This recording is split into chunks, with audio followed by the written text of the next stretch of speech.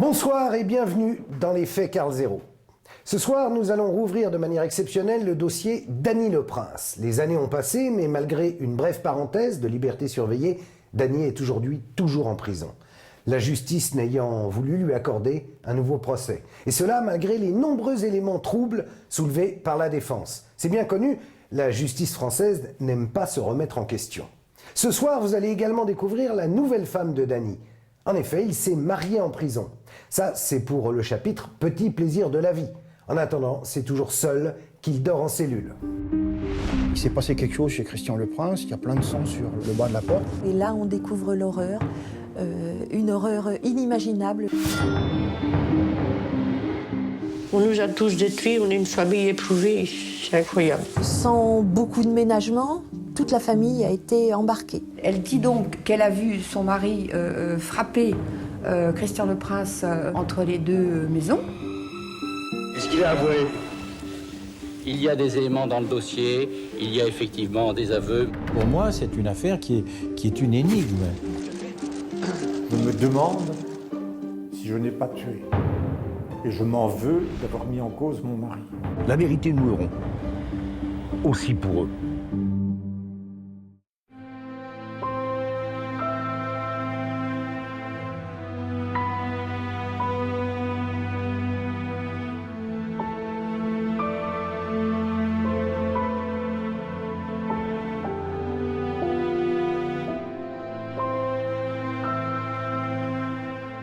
De l'affaire Le Prince à Torigny, tout ce qui reste, c'est ça, la carrosserie Le Prince. Ils ont gardé le nom.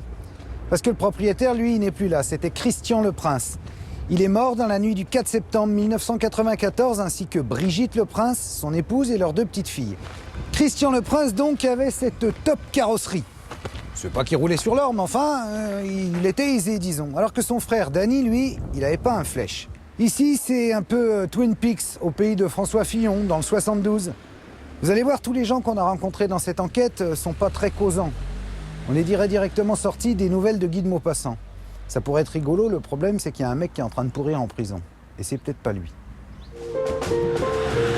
Le lundi 5 septembre 1994, à 8h30, Brigitte Le Prince n'est pas à son travail à la poste. Ne voyant pas non plus arriver leur patron à la carrosserie, les employés de Christian s'inquiètent, ainsi que la nourrice de Solène, leur petite fille. On ne lui a toujours pas amené Solène. Elle décide de se rendre à leur domicile. C'est elle qui va prévenir les pompiers. Il faut que vous venez bien vite, les pompiers, parce qu'il s'est passé quelque chose chez Christian Le Prince, il y a plein de sang sur le bas de la porte. Et là, on découvre l'horreur, une horreur inimaginable. Les pompiers ont mis beaucoup de temps à se remettre de ce qu'ils ont découvert ce jour-là. Christian Le Prince, là, allongé dans le couloir, avec son petit chien sur lui qui grelottait, là, méconnaissable, hein, parce que sur le coup, il faut vraiment se pencher et puis voir la corpulence pour dire bah, ça doit être Christian Le Prince, parce que impossible le visage est tellement... Bref, c'est gore. Les victimes baignent dans leur sang. On se demande qui pouvait en vouloir à ce point à Christian et à Brigitte pour s'acharner ainsi sur eux, pour les massacrer avec leurs enfants. Seule la plus petite, la plus jeune de leurs trois fillettes est retrouvée saine et sauve. Pourquoi la petite Solène a-t-elle été épargnée? C'est un mystère. Très vite, la presse comprend qu'elle va couvrir un bon fait divers. D'entrée, on a su qu'il y avait 4 morts, que c'était un massacre épouvantable. D'entrée, les médias nationaux sont arrivés. Nous, les quotidiens locaux, on s'est évidemment précipités sur place. Juste à côté de la maison de Christian et Brigitte vit Dany Le Prince, le frère aîné. Avec sa femme Martine, il a 3 filles, comme Christian.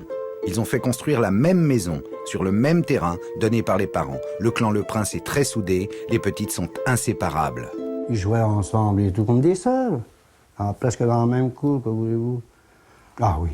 Ah bah oui, ils jouaient ensemble et tout. Oh. Les parents des 2 frères, Robert et René Le Prince, ont leur ferme, sur la même route à la sortie du bourg, dans cette grande bâtisse.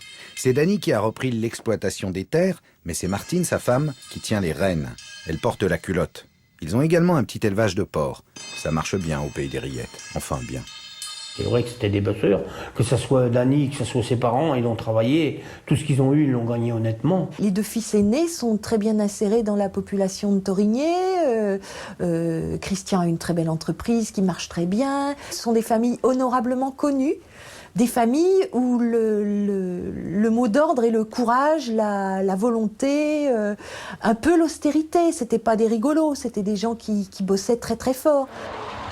Oui, ça bosse dur à la ferme, mais il n'y a pas assez de pognon qui rentre. Alors, pour joindre les deux bouts, la nuit, Dany emballe des steaks hachés à la Socopa, une grande boucherie industrielle de la région. C'était quelqu'un qui dormait très peu, mais qui ne pensait qu'au travail. Et puis, dans un premier temps, il a vraiment travaillé pour avoir une ferme. Et donc, quand il a eu sa ferme, alors là, après, c'était vraiment le travail.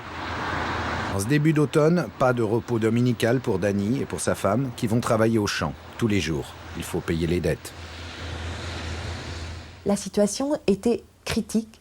Et lors de l'enquête, lors des témoignages, on a appris que certains créanciers avaient laissé entendre qu'il faudrait que, sous peine de résolution de leurs problèmes, il faudrait envisager de vendre leur maison.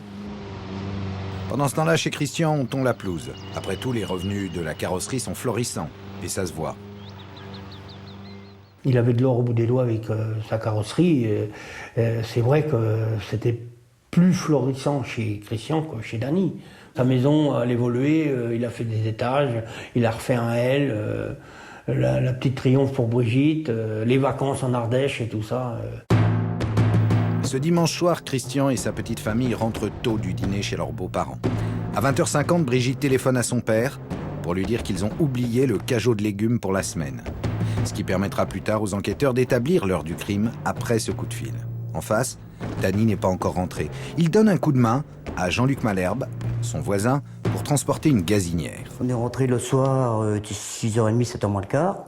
On rentre le tracteur comme d'habitude. J'ai dit, faudrait qu'on rentre la cuisinière parce que l'hiver est arrivé. J'ai dit, on aura froid, nous, parce qu'on avait acheté une cuisinière à terre en bas. J'ai dit, il faudrait qu'on la monte. On m'a dit, tiens, hop, il y avait la bennette. Hercule, le tracteur et la bennette. On charge ça et on la monte à la maison. Et la nuit tombe sur la campagne sartoise. Les enfants vont bientôt se coucher. Demain, il faut reprendre le boulot. Voilà, là on y est, on est sur les lieux du drame, comme ils aiment dire dans les émissions de faits divers. Donc, vous avez deux maisons. Vous avez celle avec le tas de bois et puis vous avez celle qui est en face. Vous voyez que c'est sur le même terrain, hein, vraiment, ils vivent à 10 mètres l'un de l'autre. La maison avec le tas de bois et le petit arbre devant, là, celle qui est un peu plus blanche, ça, c'est la maison de Christian et de Brigitte et de leurs enfants. Ils vont mourir. Et de l'autre côté, il y a la maison de Dany avec Martine et eux aussi, leurs 3 enfants. On n'a jamais vraiment su ce qui s'était passé ce soir-là chez les Leprince. Et aujourd'hui, sur place, pour en parler, il ne reste que le vieux, Robert Leprince. On se demande comment il tient encore le coup. Il a perdu 2 de ses fils, un à jamais, l'autre à perpète. Sa belle-fille et ses petites-filles ont été massacrées. Sa femme, son pilier, René, s'est suicidé en juin 2007, épuisé de ne pouvoir démontrer l'innocence de Dany. On nous a tous détruits, on est une famille éprouvée, c'est incroyable. Et quoi, il a fallu qu'on se batte et qu'on ait le courage de dire il faut qu'on le sauve. Parce que c'est pas normal de passer sa vie en prison à la place de quelqu'un d'autre. René s'est donc suicidé. Aujourd'hui, c'est Robert qui clame l'innocence de son fils. Et même s'il en a marre de la télévision, il veut bien, encore une fois, nous raconter l'histoire. Enfin, ce qu'il en a vu. J'ai descendu à travers champ à pied. Quand j'arrivais, je savais plus quoi, je savais pourquoi. Ouais. Et j'ai voulu persister pour rentrer dans la maison à mon fils. Les gendarmes et puis les pompiers m'ont dit non, restez en chemin. En tant que pompier, on a vu des accidents, on a vu quelques trucs qui ne sont pas toujours jolis à voir, mais là, c'est quelque chose qui est indescriptible. C'est du sang partout, des gens complètement atrophiés, les membres tiennent encore, mais tout juste, quoi. Il est un peu plus de 9h du matin lorsque la nouvelle se répand dans Thorigné. Toute la famille de Christian Leprince a été décimée. À 50 mètres de là, Martine et sa fille Célia vont nourrir les bêtes. Quand elles arrivent sur les lieux, elles ne semblent au courant de rien. Martine veut entrer dans la maison, mais les pompiers l'en empêchent. Elle arrive et la première chose qu'elle demande, c'est où est Solène? Il faut récupérer Solène parce que Nelly Hatton, qui est arrivée entre-temps, la nourrice de Solène, est aussi sur place et ce sera son souvenir à Nelly Hatton. Elle se souvient d'une Martine lui disant « Il faut récupérer Solène, il faut qu'on aille chercher Solène ». Pourquoi Martine veut-elle chercher Solène? Martine sait-elle quelque chose? C'est le médecin du village dépêché sur place qui entend des pleurs et retrouve dans sa chambre, debout derrière la porte, la petite fillette. A-t-elle été témoin de quelque chose? Les gendarmes bouclent rapidement tout le périmètre. Seule la famille peut se rendre sur les lieux. Les parents Le Prince sont effondrés. Danny, lui, a été prévenu par sa femme, Martine, à l'usine. Quand il arrive devant la maison, il s'écroule dans les bras de son plus jeune frère, Alain Le Prince. Il était abasourdi, hein, ça c'est clair et net. Martine donnait l'impression, et je sais pas, je la vois toujours, d'être, disons, tout à fait distante de cette affaire. Mes parents vont venir chercher les filles, je sais pas, moi j'aurais été tout à fait, je sais pas, j'aurais été sans voix dans un tel cas, mais elle ne pleurait pas, elle était bien. La vie continue. Ce matin-là, Martine a du linge sale à laver. Elle va faire plusieurs lessives dans la même journée.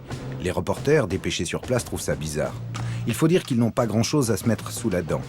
La France a découvert le massacre de Thorigné sur Dué, au fin fond de la Sarthe. Alors il faut pisser de la copie. Les enquêteurs n'ont pas grand-chose non plus.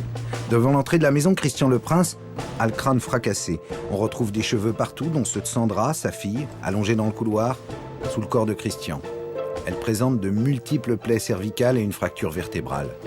Sa deuxième fillette, Audrey, a été mortellement frappée contre la machine à laver dans la salle de bain avant d'être déplacée jusque dans la chambre des parents. Même acharnement sur Brigitte, qui s'est défendue avec un tisonnier dans le salon avant d'être achevée dans la cuisine. Alors là, sa femme, complètement ouverte d'un bout à l'autre, quoi, avec un outil tranchant, quoi. Les plaies larges, profondes, retrouvées sur les corps montrent que les meurtres ont été commis avec un objet tranchant et contondant. Le ou les meurtriers se sont littéralement acharnés sur leurs victimes, qui n'avaient que leurs mains pour se défendre. Alors tout le monde se met à flipper au village. C'était de la peur qu'il y avait, la peur. Les gens se barricadaient chez eux. Moi, j'ai entendu certaines personnes dire quand on prend notre voiture, on a un bâton dans la voiture. Pour beaucoup de personnes, le tueur était encore dans la campagne. Hein. Comme les éléments sont minces, la pression est énorme pour les enquêteurs. Pas de quoi rassurer les Sartois. Seule quasi-certitude, ils sont tous morts entre 21h et 23h. C'est mince. Pour le reste, nada. Après 2 jours d'investigation, rien. L'enquête est aussi vide que la place de l'église de Thorigné. Pourtant, les gendarmes ont fait appel à l'armée qui a ratissé les bois, les champs, qui a cherché des indices partout. On a écouté à peu près toute âme qui vit ici à Thorigné. Rien. Il y a une seule certitude, c'est pas un crime de rôdeur ou de gitan, parce qu'il y a toujours des mecs pour dire c'est les gitans. Eh ben non. La maison de Christian n'a pas été fouillée ni cambriolée par le ou les assassins. En revanche, une reconnaissance de dette datée de 1986 concernant un prêt de 10 000 francs octroyé par Christian à Danny est retrouvée en évidence sur un meuble. Et si c'était une affaire familiale? Entendue par les gendarmes, Martine déclare avoir dîné avec ses filles, puis avoir regardé Le Choix du cœur, une série sur M6. Danny est rentré vers 21h20, dit-il, sans préciser qu'il a passé une partie de la soirée chez les Malherbes pour la gazinière. Il est allé se coucher après avoir dîné et s'est endormi devant sa télé, à 21h54 exactement. Il a regardé un film avec Charles Bronson sur une autre chaîne. Mais Jean-Luc Malherbe est formel, lorsque Danny est parti de chez lui, il était au moins 22h. Bon, il est parti avec les veilleuses, donc c'était au mois de septembre. Au mois de septembre, bon, je pense que 22h, je pense que c'est pas mal. Dans le voisinage, personne n'a rien observé de suspect ce soir-là. Bon, vers minuit, un automobiliste a bien vu de la lumière chez Christian, mais c'est tout. Et puis, au 3e jour après le drame, le mercredi, l'enquête s'accélère. Martine entend parler d'une feuille de boucher aux informations régionales. Ce pourrait être, dit-on, l'arme du crime. Alors, elle cherche la sienne et elle ne la retrouve plus. Paniquée, elle appelle les gendarmes. Et d'un coup, elle se souvient, ah mais elle est peut-être chez les beaux-parents. Donc elle appelle ses beaux-parents, elle tombe sur Alain et elle dit, je vais aller la chercher, elle est là-bas. Et là, les gendarmes, il y a 2 gendarmes à ce moment-là dans la maison avec Danny. et Martine, les gendarmes disent non, vous n'allez pas y aller, il ne faut pas mettre la puce à l'oreille des journalistes, il y a des cohortes de journalistes dehors. Et donc c'est l'ami intime de la famille qui est en train de prendre l'apéro ce jour-là avec Dany et sa femme dans la cuisine, qui est dépêché par les gendarmes pour aller chercher la feuille de boucher. J'ai été chercher la feuille. Mais pourquoi ils vous ont demandé ça, les gendarmes? Parce que j'étais là, puis j'y étais. Ils ne pouvaient pas y aller eux-mêmes? Je sais pas. Je sais pas.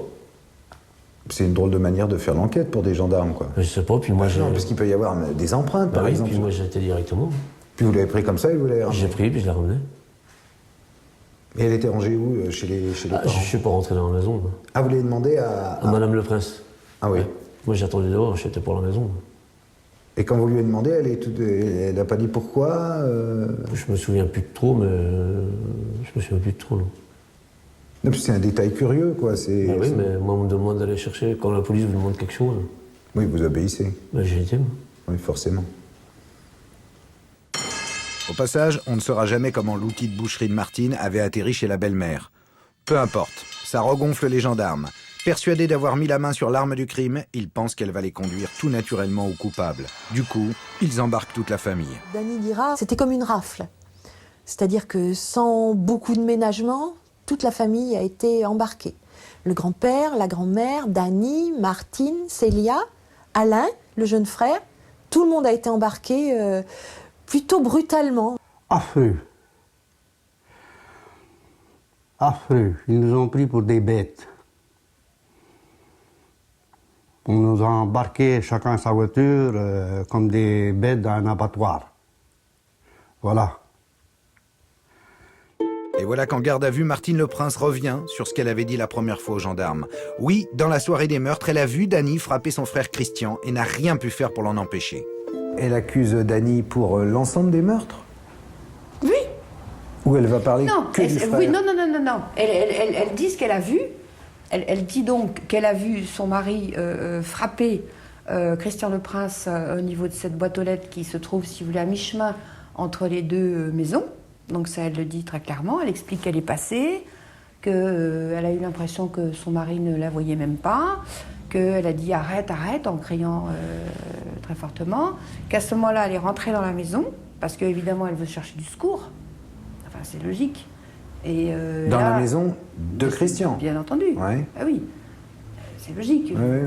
Il n'y a pas d'autre solution. Et à ce moment-là, elle ne sait pas évidemment ce qui s'est passé. Et là, elle trouve les corps de sa belle-sœur et de ses deux nièces. Martine parle. Terrorisée, elle est repartie chez elle en courant et en faisant le tour derrière la maison. Pour donner l'alerte, pour s'enfuir avec ses filles? Non. Elle décide de rentrer se coucher auprès de son mari.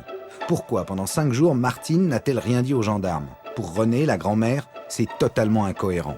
Moi, j'ai fait la réflexion aux gendarmes et je dis, mais même si ça avait été notre fille, si ça avait été son mari qui était l'auteur des faits, pourquoi que quand il était parti à la Socopa, qu'elle n'a pas appelé du secours? On ne laisse pas 4 victimes toute une nuit sans demander secours. Oh, on m'a dit, elle était traumatisée. Peut-être. Elle n'avait pas peur pour ses filles, alors. Elle accuse son mari, elle dit que c'est lui, et tout le monde reste dans la maison.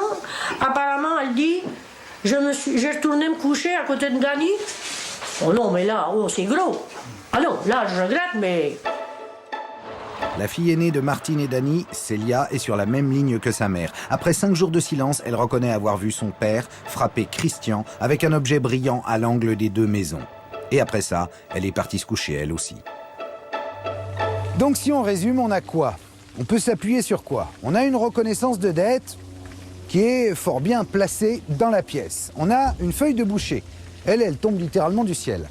On a 2 témoins qui vont accuser, mais lors de la 2e audition. Au début, ils se souvenaient de rien, et puis là, tout d'un coup, ils se souviennent de trucs. Et puis, on a un gars qui va avouer, c'est Dany. Le problème, c'est qu'il va avouer un meurtre, alors qu'il y en a eu 4. Ils sont donc 2 frères. L'un gagne du fric, l'autre s'endette. C'est la thèse du crime d'argent et de jalousie. Les gendarmes ont un mobile et un coupable. Reste à obtenir des aveux. Ils vont les avoir à la 46e heure de garde à vue de Dany Le Prince. Il dit qu'il s'est engueulé avec son frère. Les mots sont dans le PV. Tout ça pour une histoire d'argent. Et puis, il dit Christian s'est dirigé vers la porte s'est dirigé vers notre boîte aux lettres. J'avais dans le dos la feuille que vous avez retrouvée et je l'ai frappé plusieurs fois avec cet outil. Il s'est mis à hurler. C'est à cet instant que Martine est arrivée. À l'approche de ma femme, elle m'a demandé d'arrêter et je ne sais pour quelle raison, j'ai continué. Point. 15 lignes d'aveu, en tout et pour tout, consignées sur le 18e et dernier feuillet du procès-verbal numéro 871 de celui qui vient de devenir pour la presse Dany Boucher. Est-ce qu'il a avoué? Il y a des éléments dans le dossier, il y a effectivement des aveux, mais il y a aussi un certain nombre d'autres éléments qui permettent de conforter les déclarations qu'il a faites. Le procureur n'est pas bavard, c'est peut-être la région. Il ne livre pas beaucoup de détails à la presse. Dany n'a pas donné beaucoup d'explications non plus, faut dire. En réalité, les enquêteurs n'ont pas profité des 2 heures légales qu'il leur restait de garde à vue pour lui faire avouer les 3 autres meurtres avant de le présenter devant la juge d'instruction. Mais ça sera suffisant pour écrire l'histoire de Dany. Le seul scénario possible, intellectuellement et scientifiquement finalement, c'est que la maman est tuée d'abord, les 2 enfants ensuite, et que Christian Le Prince n'était pas présent à ce moment-là, pour une raison que je n'ai pas réussi à déterminer, que j'ai cherché, mais bon, je ne sais pas, et que l'auteur des faits le guettait dans l'escalier avec l'arme à la main. Et que le voyant arriver, évidemment, il se précipite sur lui. Christian Le Prince, évidemment, prend la fuite en voulant aller chercher du secours chez son frère, parce qu'il n'a certainement pas reconnu quiconque dans cette fuite-là, et qu'il est rattrapé à l'endroit précis de la boîte aux lettres qui est entre les 2 propriétés. D'accord. Et si c'est Dany qui a fait le coup, alors pourquoi Christian va chercher de l'aide chez son frère, son propre meurtrier? Il est où? Et il fait quoi, Christian, pendant que sa femme et ses filles se font massacrer? Ça, même la juge ne se l'explique pas. Il n'empêche, en moins de 2 semaines, l'enquête est bouclée. Mais le soir de la reconstitution, en présence de Martine et de Célia, Dany refuse d'aller plus loin et revient sur ses aveux. Il dit à la juge qu'il n'y est pour rien, que ça n'est pas lui. Pourtant, 3 ans plus tard, devant la cour d'assises du Mans, Dany Le Prince sera seul à la barre, accusé de 4 assassinats. Pour moi, c'est une affaire qui est une énigme. Parce que, alors on parle de la preuve scientifique. J'ai une preuve scientifique de la présence de quelqu'un qui est étranger à la famille. Donc il y a quelqu'un qui s'est manifesté, qui était sur les lieux, puisqu'on retrouve son ADN dans du sang. Quelqu'un qui s'est probablement blessé lui-même. Bon, et c'est pas le prince. Ça n'est pas le prince. Puisque déjà à l'époque, il y a 10 ans, l'ADN était la reine des preuves. Celle-là, elle a été balayée par la cour d'assises, cette preuve-là. Les témoignages sont flous. On n'est même pas sûr que la feuille de Boucher retrouvée chez les parents Le Prince soit celle du crime. Et puis, que dire de la trace d'ADN inconnue qu'on retrouve mêlée au sang des victimes et des empreintes de chaussures Doc Martens? Deuxième chose, il y avait aussi des traces de pas. Des traces de pas d'une semelle de chaussures qui ont été identifiées, qui sont des Doc Martens. On n'a jamais retrouvé une trace quelconque qui puisse permettre de relier ces Doc Martens à un personnage quelconque, et certainement pas à le prince. Bon, puis il y avait un 3e élément, c'est qu'on a sorti un peu comme d'une boîte un témoin qui en l'espèce était la petite nièce de Dany Le Prince, qui voyait très mal de toute façon, une petite dont on a dit que cachée quelque part, elle avait pu voir toute la scène et qu'elle avait donc pu en quelque sorte, malgré ses difficultés de langage, l'accuser. Or, lorsque cette carte a été jouée par l'accusation, il a été encore temps que je me défende, j'ai fourni un plan de la maison, il n'y avait aucun recoin dans lequel cette petite aurait pu se cacher. Malgré la plaidoirie remarquable de Pelletier, à aucun moment le tribunal ne va s'attarder sur les incohérences du dossier relevé par la défense. Selon le réquisitoire, tout indique que le seul coupable est Dany Le Prince, puisque sa femme l'accuse. Et si l'ex-madame Le Prince sait quelque chose qu'elle ne dira jamais, de ce que j'ai vu d'elle, ça ne m'étonne pas. Je suis persuadé, mais c'est ma conviction, qu'elle sait exactement ce qui s'est passé. Voilà. Alors, pourquoi accuse-t-elle son mari de cette façon? Qui cache-t-elle éventuellement? Pourquoi pas elle-même? Enfin, encore que ce ne soit pas son ADN qui ait été retrouvé. Ça, je ne le saurai jamais. C'est le mystère de l'affaire. Les derniers jours du procès, tout Torigné s'est déplacé au palais de justice du Mans. Le verdict tombe. Reconnu coupable de 4 meurtres, Dany Le Prince prend perpétuité avec 22 ans de sûreté, alors qu'il n'en a avoué qu'un seul de meurtre, avant de se rétracter totalement. Moi j'appelle ça du travail bâclé, parce que s'arrêter sur 2 lignes à la fin de la garde à vue, c'est pas normal. Il y a plein de choses qui collent pas là-dedans. Quand j'étais au tribunal, apparemment j'étais le témoin et tout ça, numéro 1 et tout ça, parce que j'étais avec lui le soir et tout, on n'a servi à rien. Parce que ce qu'on a parlé au tribunal, ça n'a même pas été entendu. C'était juste, ouais, vous êtes là, bon, bah, tant mieux, c'est bien. Moi, je me souviens d'un couple d'habitants de Torigné qui pleuraient sur les marches du palais de justice en s'en allant. Je les suivais et lui m'a dit c'est quand même terrible, on ne saura jamais qui a tué Brigitte. Les années ont passé, mais les gens se posent toujours des questions. Même s'ils ne sont pas très causants, loin de là, à Torigné-sur-Dué, ils ont l'impression qu'on leur cache la vérité. Du fond de sa cellule numéro 439, à la centrale de Poissy, Dany Le Prince, lui, a décidé de vivre tout nu pour clamer son innocence. Quant à ses parents, ils ont fait appel à des privés pour mener une contre-enquête. 3 ans après, c'est ici, au palais de justice du Mans, que l'affaire va être pliée, vite fait, bien fait. Notre Dany Le Prince, il se retrouve avec perpète, 22 ans incompressible, alors que il n'a avoué qu'un meurtre, il s'est rétracté, et ben il est condamné pour 4 meurtres. C'est un verdict qui va satisfaire finalement à peu près personne, sauf peut-être Martine, son épouse, et l'avocat général qui était également le procureur au moment de l'enquête.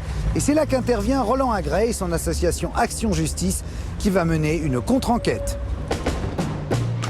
À Torigné, Roland Agrey jure que l'affaire Le Prince sera son dernier dossier. Trop pourri, des heures à fouiner, à remuer le bordel pour faire bouger la justice, qui a finalement rouvert le dossier en mars 2006 grâce aux nouveaux éléments que Roland a mis en lumière. Cet homme a passé 7 ans de sa vie en cabane pour un crime qu'il n'avait pas commis. Petite frappe de 30 ans, Roland Agrey vient de purger 8 mois en cellule pour falsification de chèques lorsqu'en 70, on l'accuse à tort d'un double meurtre. Retour direct à la case prison pour 7 années. Libéré en 77 puis gracié par Valéry Giscard d'Estaing, il sera lavé de tout soupçon. Depuis, c'est l'histoire de sa vie. Il se bat pour faire sortir les innocents de prison. Dany Le Prince, c'est pas une mince affaire. 4 morts, à l'arme blanche, dont 2 fillettes. Mais le justicier de Torigné est sûr de son coup. La vérité, nous l'aurons. Aussi pour eux. Parce que quand même, dans cette affaire, je compte 4 massacrés. La tombe d'à côté, André Papillon. C'est le papa de la pauvre Brigitte qui est mort de chagrin. On en est à 5. René Le Prince, le 15 juin 2007, il y a 2 mois, elle s'est suicidée à bout et au bout de cette terrible affaire. Plus Dany Le Prince, l'homme nu à perpète, et je l'affirme non coupable. Alors maintenant, les aveux, évidemment, ils sont totalement bidonnés, ils sont extorqués, de toute évidence. La garde à vue de Dany Le Prince s'est-elle transformée en une machine à fabriquer de faux aveux? Robert, lui, s'en souvient des baffes dans la tronche. On s'en rappelle de la garde à vue. Oui.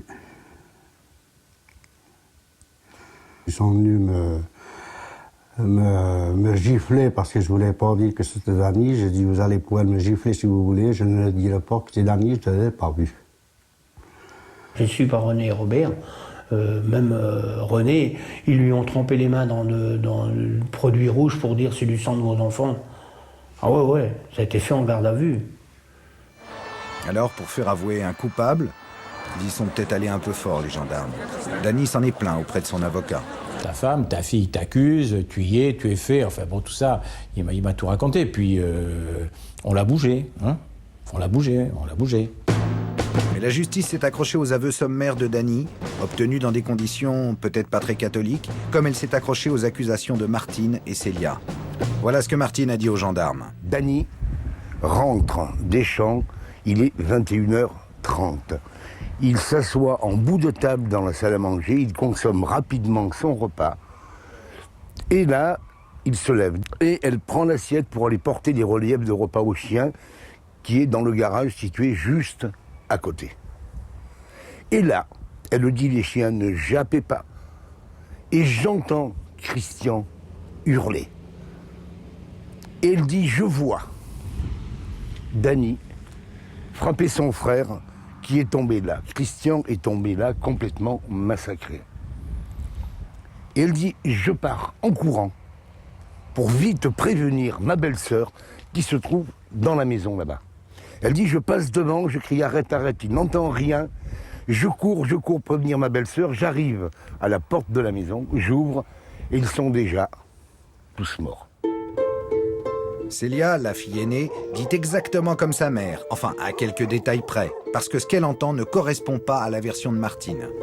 J'ai sorti les chiens et en sortant, j'ai entendu des cris et des bruits de bottes dans la maison d'à côté et j'ai vu mon père frapper Christian. Là, il se pose plusieurs questions. Elles n'ont pas vu la même chose, toutes les deux. Parce que Martine dit, je suis allée donner à manger aux chiens dans le garage. Célia dit, j'ai sorti les chiens qui se sont mis à aboyer. Martine n'a jamais parlé d'aboiement. Martine dit, je rentre dans la maison et je découvre les cadavres. Alors que Célia, en sortant au même moment, parce que tout ça c'est dans le même timing, a entendu des cris et des bruits de bottes chez Christian et Brigitte. Donc là, il y a une vraie incohérence. On ne sait pas laquelle des deux ne dit pas ce qu'elle a vu ou dit ce qu'elle n'a pas vu, mais en tout cas, il y a dichotomie entre leurs deux propos. Pourquoi l'épouse et la fille de Dany ne racontent-elles pas la même histoire? Les cris et les bruits que Célia entend chez Christian pendant qu'il se fait massacrer, lui, à l'extérieur, supposent qu'un complice agit dans la maison. En revanche, Célia n'a pas entendu sa mère crier « Arrête, arrête, Dany !» En revanche, la voisine, Claudette Froger, l'a bien entendu ce cri. Pourquoi n'a-t-elle rien dit lors de sa première déclaration aux gendarmes? Aujourd'hui, elle ne répond plus aux journalistes. C'est son mari qui s'y colle. Ah, vous n'êtes pas monsieur Froger? Bah si, mais je suis pas bien leur projet. D'accord. Ce qui est étrange, c'est qu'elle a entendu arrête, arrête, mais elle n'a pas entendu Christian hurler.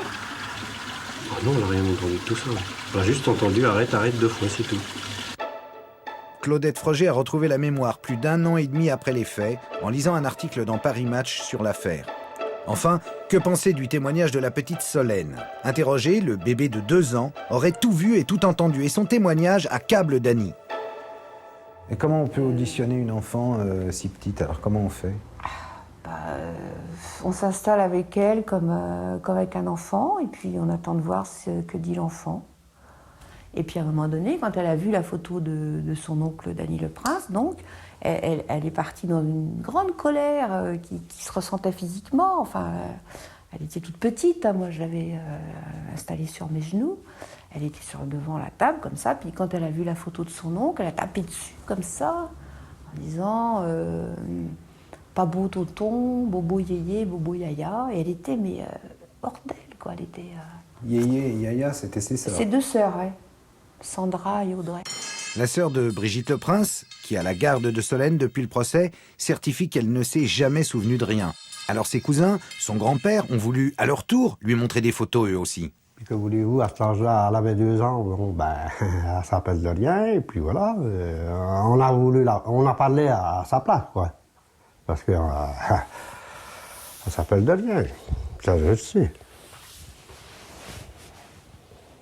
Nous, on l'a quand même eu plusieurs fois avec nous et elle n'est pas perturbée, elle n'a rien qui peut l'ennuyer. Hein.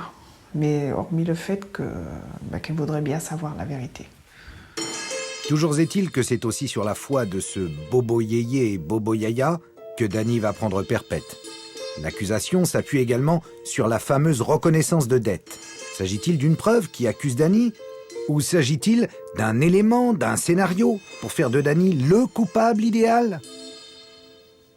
On prête à Dany le Prince en quelque sorte une imagination et une technique quasi miraculeuse, c'est-à-dire que c'est un homme qui réussit à effacer toutes ses empreintes, mais en revanche il oublie, bien en évidence, une reconnaissance de dette, ça ne tient pas. Si c'est un scénario qui a été monté, il est grandiose, car on a aussi retrouvé des cheveux coupés dans les mains d'une des petites. À qui appartiennent-ils? C'est quand même très curieux. Parce que quand on se bat, c'est qu'il y a eu, on peut imaginer au départ, si on trouve des cheveux dans la main de cette gamine, qu'elle a tiré pour se dégager de son assassin, ou en tout cas qu'elle s'est battue. Or, il n'y a pas de bulbe, ce sont des cheveux coupés. Certainement que l'assassin, en mettant cette touffe de cheveux dans la main de la petite fille, pensait qu'on allait pouvoir identifier l'ADN, et certainement que cet ADN allait accuser Dany le Prince. Seulement, ils ne savaient pas qu'à l'époque, on n'avait pas les moyens techniques, lorsqu'il n'y avait pas le bulbe du cheveu, de déterminer quel était l'ADN. Bon, on nage en pleine série américaine, mais la Sarthe, c'est pas les experts. Et la juge n'y met pas beaucoup de bonne volonté. Donc à l'époque, on peut pas, il n'y a pas le bulbe, on ne peut pas faire l'ADN. Dans la main d'une des petites filles, il y a une mèche de cheveux qui semble appartenir à Dany aussi. Je sais pas, ça je sais pas. Je vois pas ce que vous voulez dire, c'est possible, Donc à l'époque, les gendarmes disent il n'y a pas le bulbe, on ne peut pas faire l'ADN. On pourrait Ouais, faire non, mais si aujourd'hui. vous voulez, quand on dit qu'il semble. Non, mais ça fait deux éléments qui font mise en scène, qui font un peu Non, téléphoner. mais ça, c'est votre idée. Si vous voulez, je ne vais pas commenter quelque chose que je ne connais pas, qui ne correspond à rien de ce à quoi. C'est pas mon idée, ça, je vous dis les arguments que j'entends. Bah oui, mais bon, je ne vais pas réagir sur des arguments qui, moi, ne me parlent pas. Et toc, c'est ce qu'on appelle une fin de non-recevoir. Alors Dany aurait-il accompli un meurtre parfait? Car hormis cette reconnaissance de dette, il n'a laissé aucune trace, aucune empreinte. Le pantalon qu'il portait la veille a été analysé. Rien. Souvenez-vous des grandes lessives de Martine. Elle va laver apparemment toutes ses affaires. Seulement, on va se rendre compte par la suite qu'elle n'a absolument pas lavé les affaires de son époux. Quand on va retrouver les vêtements de Dany le Prince, les enquêteurs croient, dans un premier temps, avoir la preuve de la culpabilité de Dany, parce qu'on relève sur ses vêtements des taches brunes. Et on va penser que c'est du sang. Après un examen au microscope électronique à balayage, on va se rendre compte que ce sont des traces de rouille.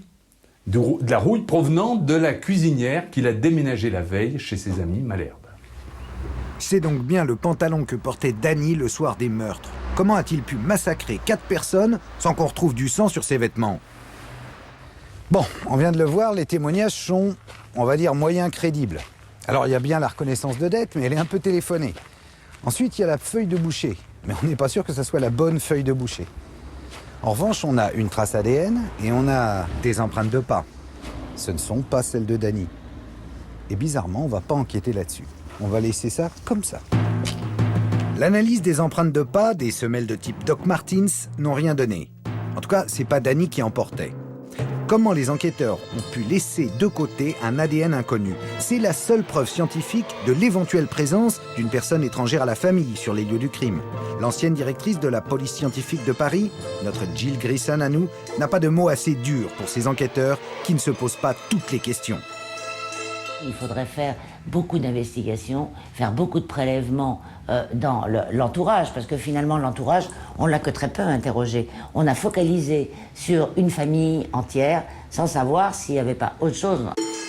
Et puis, on a retrouvé une plaie sur le corps de Christian dans son bras, provoquée par un objet plat, droit et piquant. Sa longueur est au moins égale à 12 cm et sa plus grande largeur est de 3,5 cm. Ce ne peut être qu'un couteau. Or, on n'a parlé que de feuilles de boucher. En mon âme et conscience, ils étaient au moins deux. D'abord, il n'y a pas qu'une seule arme, il y a une plaie dans le bras gauche qui n'a pas été analysée, qui a été faite par un autre instrument contondant que par la feuille de boucher, puisque c'est bien expliqué dans le dossier que c'est un élément pointu qui n'a rien à voir avec une feuille de boucher. Alors résumons, s'il y a 2 armes qui ont servi à tuer Christian, c'est peut-être qu'il y a 2 meurtriers. Et ça n'est pas ce que racontent Martine et Célia, mais bon, on n'est pas au bout de nos peines. Car même sur la chronologie des meurtres, il y a un doute quant à la version de Martine. Puisqu'elle prétend que lorsqu'elle voit son époux assassiner son frère Christian, elle se précipite dans la maison et que tout le reste de la famille a déjà subi et ils sont tous morts. Elle enjambe les cadavres. Le légiste va relever, lui, que normalement, Christian le Prince a été tué le premier et la famille après. Tous ces experts auxquels Roland Agrel, ex-taulard en révolte, a fait appel pour sa contre-enquête, n'ont pas eu de mal à démonter l'accusation. Mais maintenant, il faut apporter des éléments nouveaux au dossier. Par exemple, peut-on dire que ce couteau gravé Le Prince et retrouvé dans une carrière de la région quelques années après les meurtres est un élément nouveau? Assez récemment, il y a une personne qui se révèle, qui me téléphone et qui me dit en fait, il y a une histoire de couteau qui a été retrouvée en 99 dans une carrière par l'entreprise Divaré en travaux publics. Cette personne me donne le nom, l'adresse de M. Divaré, je l'appelle, un homme charmant, qui me confirme, il me dit oui, effectivement, un de mes employés, alors qu'il travaillait dans la carrière avec une pelle mécanique, a déterré un couteau de boucher. La pointe était cassée, mais un gros couteau de boucher. Et le manche gravé le Prince. Avec mon employé, nous sommes allés à la gendarmerie du Mans pour le remettre. Ils l'ont remis, ils ont fait une déclaration, et les gendarmes leur ont dit, si jamais il y a un rebondissement, on vous appellera. Dans la série des rebondissements et de la recherche d'éléments nouveaux qui ont permis de rouvrir le dossier, que penser du témoignage d'un certain Laurent Rousseau? Il aurait effectué des travaux d'électricité au Black, dans le grenier de Christian, au moment du drame. Selon lui, Dany est innocent. Il s'est confié 15 jours après le procès à une dentiste du Mans, croyant, tenez-vous bien, faire le numéro de la gendarmerie. Sur ma ligne professionnelle, qui avait un chiffre de différence avec la ligne de la gendarmerie, et il m'arrivait fréquemment de recevoir des coups de fil de personnes qui se trompaient. Alors il me raconte que dans l'après-midi du drame, lui était employé par monsieur Christian le Prince, le monsieur décédé, pour monter des gaines dans le grenier. C'est donc par Laurent Rousseau, le travailleur au Black, qu'on va apprendre l'existence d'un grenier, accessible par cet escalier escamotable, qui n'a rien à voir avec les combles que Christian faisait aménager. Et voici donc le grenier révélé par Laurent Rousseau. Que dit-il ce soir-là? Depuis l'après-midi, il était ici dans le grenier pour faire des travaux d'électricité au noir. On constate qu'il y avait des travaux d'électricité effectivement d'effectués, puisque d'ailleurs même les combles derrière, tout était en travaux d'aménagement. Il dit que dans l'après-midi, il a entendu une dispute entre Brigitte et Martine, très violente, à propos d'argent. Bien plus tard, il a entendu des hurlements, des cris, puis ça s'est calmé, il a entendu des pas sur le gravier, il est vite descendu par l'escalier escamotable, il dit qu'il a vu le corps de Brigitte, mais que selon lui, elle n'était pas encore morte. Il est allé dans la chambre de Solène, il a récupéré des petits vêtements, il a pris la petite qu'il appelle la puce, j'ai récupéré la puce, il dit je l'ai montée avec moi dans le grenier et je l'ai gardée toute la nuit sur un matelas. Élément troublant, les gendarmes avaient constaté le lendemain des crimes que le garage était verrouillé de l'intérieur. Laurent Rousseau se serait-il enfermé dans le garage avant de remonter se cacher avec la petite? Il dit au petit matin, j'ai attendu les premiers bruits pour vite redescendre la petite après l'avoir changée. Je l'ai vite redescendue pour la mettre dans sa chambre. Il dit en effet, j'étais en indélicatesse avec les gendarmes, je travaillais au noir, il avait un petit passé de délinquant, je ne sais pas, mais enfin, il souhaitait pas trop. Puis, quand même, dans une affaire aussi terrible, se trouver dans une maison où il y a tous ces cadavres, c'est certain que le gars n'était peut-être pas trop à l'aise. Une fois le ou les agresseurs partis, Laurent Rousseau serait sorti par un vasistas en longeant la gouttière avant de s'enfuir à travers la campagne. Elle est belle l'histoire de Laurent Rousseau et elle explique toute l'affaire. Seulement, Laurent Rousseau, personne ne le connaît à Torigné. Ni l'entourage de Christian, ni les ouvriers qui ont travaillé dans la maison. Lui-même est revenu, depuis, sur ce qu'il a pu raconter à la dentiste. Et a avoué qu'à l'époque, il avait un penchant pour la bouteille. Alors, doit-on se fier à un ancien alcoolique, un peu mythomane sur les bords? C'est à la justice de se prononcer sur ce cas, comme elle devra se prononcer sur un autre personnage. La contre-enquête de Roland Agret a en effet révélé que Martine avait sans doute un amant. Concernant Claude Bobet, et je ne dis pas qu'il est coupable, je dis simplement, parce que je ne suis qu'un rapporteur, il faut le savoir, j'ai rencontré un monsieur qui s'appelle André Lhermitte, un monsieur dont le témoignage est tout à fait incontestable, on ne peut pas contester cette personne, c'est quelqu'un de rugueux, de rigoureux, qui, un mois avant les fêtes, va dans une grange pour chercher un outil, et il tombe sur Martine et Claude Bobet en train en plein débat amoureux. Ouais. Ça, à l'époque, la justice ne le savait pas. Le présumé amant, il s'en serait bien passé d'ailleurs de tout ce remue-ménage. C'est pour faire taire les mauvaises langues qu'il a accepté de me parler. Tout ce qui a été dit, tout ce qui a été dit sur mon sujet, certaines personnes de la commune ont dit que j'étais l'amant de Martine Le Prince, c'est complètement faux. Je peux le jurer sur la tête de mes petits-enfants. C'est faux, archi faux. Ça a été dit par certaines personnes à Torigné-sur-Lué et d'une petite commune à côté de Torigné aussi. Ça jase, quoi, les gens racontent. Voilà, tout à fait. Mais on dit souvent, il n'y a pas de fumée sans feu. Il n'y a jamais eu même une aventure, même... Jamais. Il y a eu une aventure, même qu'une seule fois. Parce que c'est une belle femme. Moi, personnellement, elle est très gentille. Mais s'il y avait une aventure, même qu'une seule fois, déjà en 1994, je l'aurais déjà dit. Je l'aurais déjà dit à la police à l'époque. Ouais. J'aurais pas laissé ça comme ça. Bah oui. Mais vous plaisez en même temps. Ben, je sais pas. Il doit y avoir quelque chose. C'est vos yeux. Je sais pas. Et pourtant, il y a un monsieur qui est mort maintenant, qui s'appelle André Lhermitte. Il dit qu'il vous a vu avec Martine. Monsieur Lhermitte, je sais pas comment il peut m'avoir vu alors que j'étais à la maison. Alors qui croire? Ce témoin, André Lhermitte, qu'il a pourtant certifié devant l'huissier, après s'être confié à sa fille, à son gendre, Patrick Rouillon. Mon beau-père a été chercher le petit travail pour... et c'est là qu'il a surpris Martine avec Claude Bobet, son amant, quoi. Une de ses ex-petites amies lui a même tiré le portrait et ça va pas l'aider. Catherine Menant me dit en substance, Claude Bobet m'interdisait de parler de l'affaire de Torigny-sur-Due dès l'instant où ça a commencé à en parler dans la presse. C'était une personne extrêmement violente.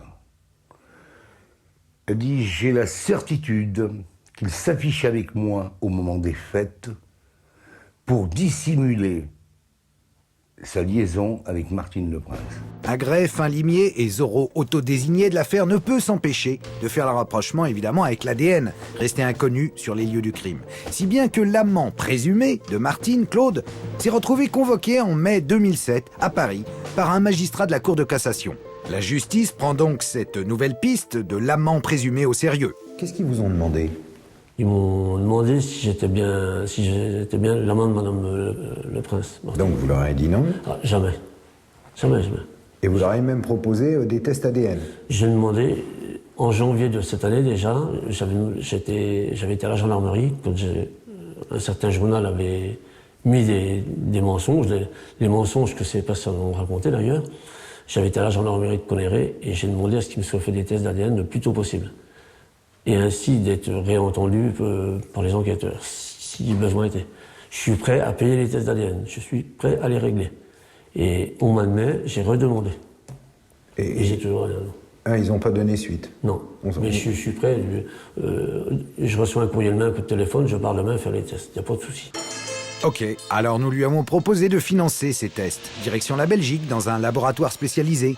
Puisque nous avons dans le dossier l'ADN inconnu retrouvé sur les lieux du crime, nous pourrons les comparer et vérifier si, comme il nous l'affirme, M. Bobet n'a rien à voir avec l'affaire. Sauf qu'au dernier moment, il a refusé notre proposition, préférant s'en remettre à la justice. Amant ou pas amant, ADN ou pas ADN, en tout cas, on l'aura compris, des failles dans l'affaire Le Prince, ça ne manque pas. Alors Denis Le Prince va se battre. Sur la base du travail d'investigation de Roland Agrès, les avocats de la défense vont demander la révision du procès. Des années à combattre, des années à ne pas perdre espoir. Un combat que Dany ne va plus mener en solitaire. En prison, il a rencontré Béatrice, sa nouvelle compagne, une quinquagénaire, chirurgien anesthésiste à Marmande.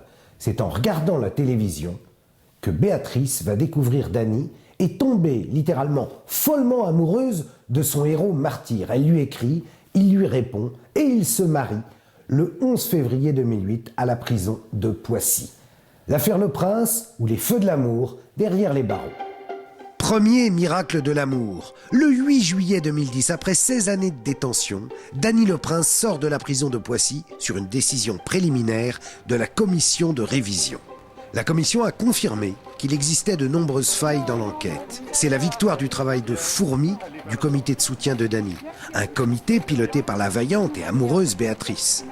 Avec cette sortie de prison, c'est enfin l'heure de goûter aux joies de l'amour en liberté. Enfin, nos premiers jours ensemble, ça a changé des fameux UVF, c'est les unités de vie familiale qu'il y avait à Poissy, où on pouvait vivre 48 à 72 heures, mais une fois par trimestre. Là, c'était tous les jours, donc tous les jours, de vrai bonheur. Un bonheur de courte durée. 9 mois après la sortie de prison de Dany Le Prince, la commission de révision doit statuer et décider d'un nouveau procès. Si la cause semble entendue, tant les errements de l'enquête furent nombreux, beaucoup de parties prenantes du dossier doutent. C'est connu, la justice n'aime pas se remettre en cause. Le 6 avril 2011, c'est un véritable coup de massue qui attend le couple Le Prince. J'étais à côté de lui, c'était saisissant, quoi. Saisissant de rapidité, de cruauté, quoi. C'était un choc terrible, mais pour nous tous, pour lui bien sûr à titre principal, mais pour tous ceux qui étaient autour de lui, parce qu'on s'attendait à tout, sauf au rejet de la requête en révision, qui impliquait qu'on lui passe immédiatement les menottes pour le renvoyer immédiatement en détention. Il est arrivé libre au palais de justice pour entendre la décision, il en est ressorti menotté dans des conditions qui sont d'une dureté et d'une cruauté absolument effroyable. Il a crié « Je suis innocent », mais... Une innocence que Nicolas Sarkozy à son tour n'entendra pas.